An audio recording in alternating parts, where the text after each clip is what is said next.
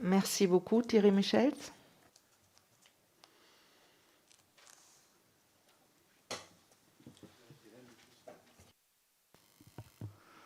Oui, merci Madame la Présidente, Madame la rapporteure, chère Stéphanie, chers collègues.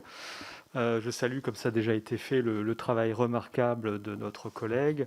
Ces constats et recommandations en matière de bien-être animal dressent un état des lieux pertinent de la législation européenne sur la question et les améliorations qui peuvent être apportées. Ce rapport s'inscrit non seulement dans une dynamique européenne de lutte contre la maltraitance animale, mais également dans une préoccupation nationale de mobilisation pour le bien-être animal. En effet, ces derniers mois ont été marqués par une demande citoyenne de prise de position au travers d'un référendum d'initiative partagée pour les animaux, auquel j'ai apporté mon soutien. Je suis persuadé que la question du bien-être animal doit être placée au cœur des débats, qu'ils soient européens ou nationaux, car vous montrez également que sa meilleure prise en compte est également source de progrès pour l'agriculture ou pour la recherche, comme vous l'avez expliqué dans votre présentation.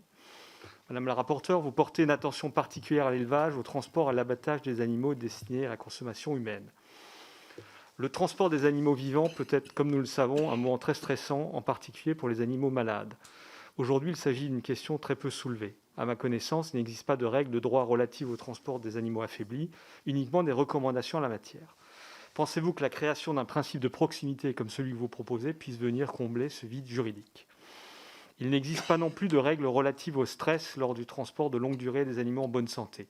Ne pensez-vous pas qu'il faille envisager un encadrement ? Pourrait-on également considérer un principe de proximité ? Le stress et l'anxiété des animaux sont deux points sur lesquels les instances ne se sont que peu prononcées.